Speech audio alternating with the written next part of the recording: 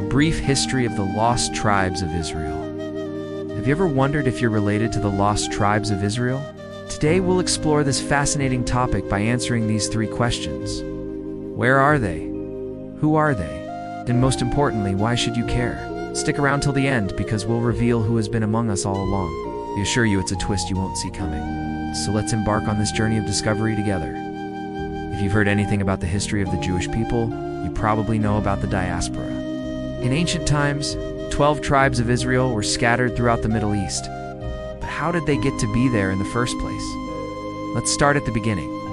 The story of the 12 tribes of Israel can be traced back to Jacob, also known as Israel, who had 12 sons. Each of these sons became the ancestor of one of the 12 tribes, which were named after them. Over time, these tribes grew into a nation with their own distinct identity and culture, but unfortunately they didn't stay united for long. As the tribes expanded, conflicts arose, and eventually they were separated.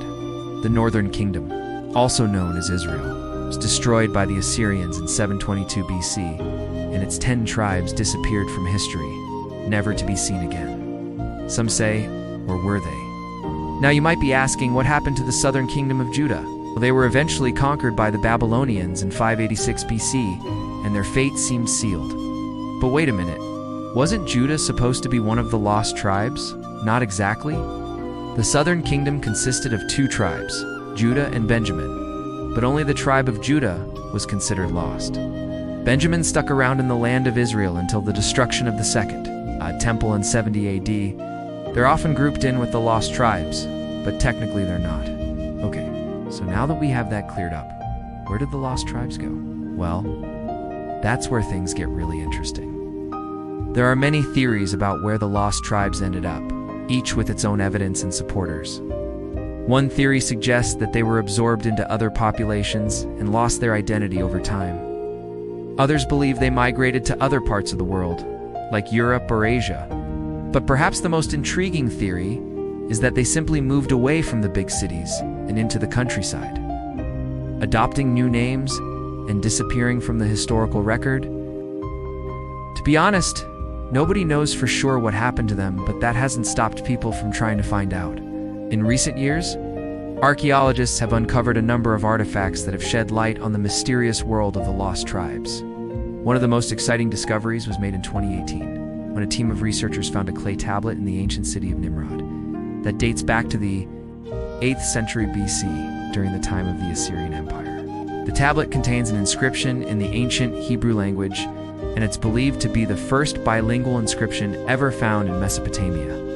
Another intriguing discovery was made in 2017 when a team of Israeli archaeologists discovered a small village in the Galilee region that dates back to the 8th century BC. The village was inhabited by a group of people who were likely part of the lost tribes, and it provides valuable insights into their daily life and way of living. But perhaps the most significant discovery was made in 2016 when a team of researchers used DNA analysis to trace the genetic ancestry of modern Jews.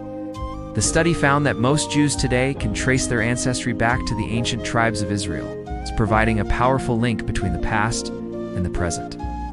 With all this evidence to back it up, the search for the lost tribes has become more focused than ever before. But the question still remains, where are they now? Now that we've talked about some of the theories surrounding the lost tribes and the archaeological evidence that supports them, it's time to turn our attention to another intriguing aspect: genetic studies. Recent genetic research has provided new insights into the origins and identity of the lost tribes. A 2017 study, published in the American Journal of Human Genetics, analyzed the DNA of more than 100,000 people from around the world and found that most Jews today can trace their ancestry back to the ancient tribes of Israel. This discovery has helped to strengthen the belief that the lost tribes did indeed exist and that they played a significant role in the formation of Jewish identity. But genetic studies have also revealed something else: that the lost tribes were not a homogeneous group, but rather a collection of diverse populations that were scattered throughout the Middle East.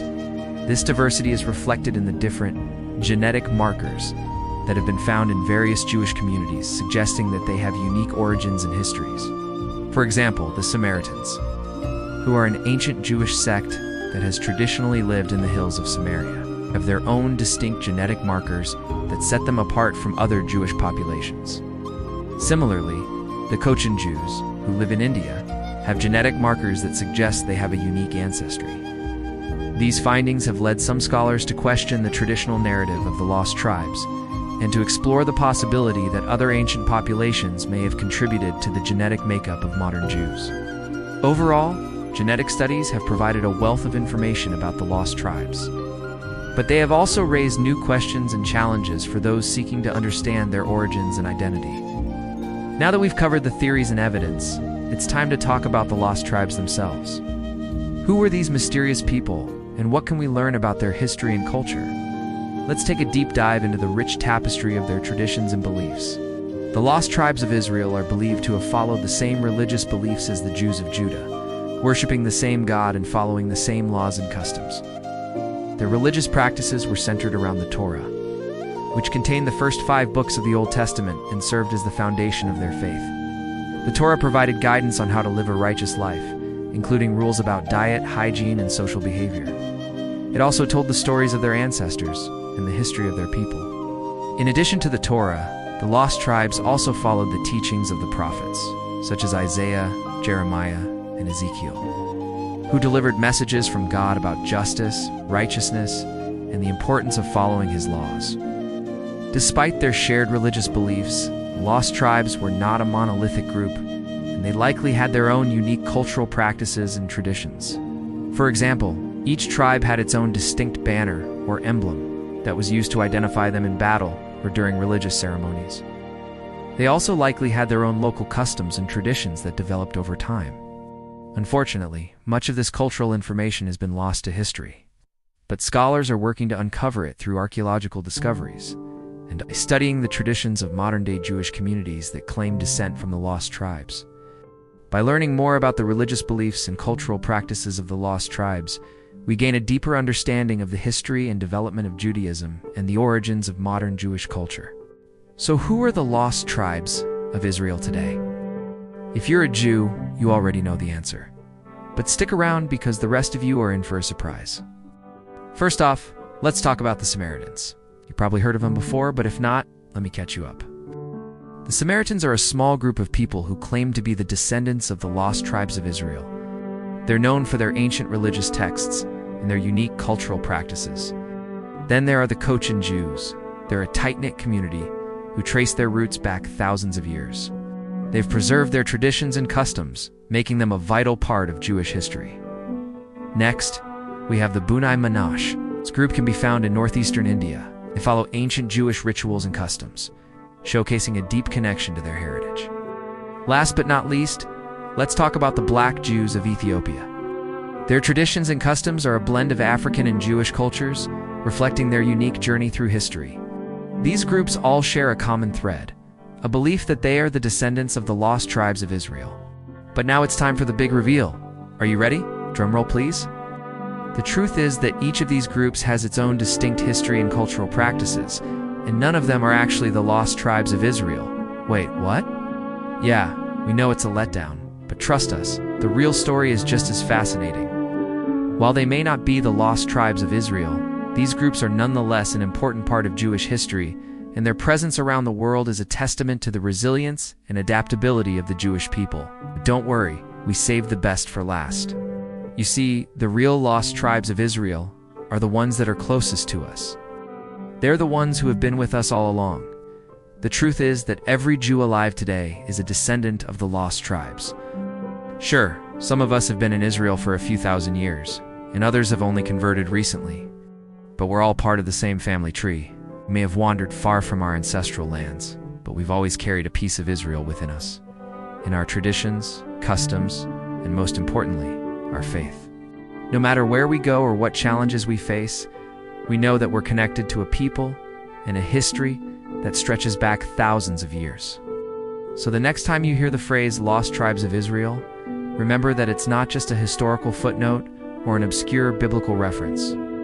It's a reminder of the strength, resilience, and adaptability of the Jewish people and their enduring connection to their ancestral lands. It's a story that's been passed down for generations, waiting for the day when we can return home. And hey, maybe one day soon we'll all be reunited in the land of Israel. But until then, we'll continue to carry the memory of our ancestors in our hearts and strive to build a better future for ourselves and our children. We hope you enjoyed this video and learned something new. Please hit the like button if you did. Don't forget to subscribe for more videos like this. Thanks for watching.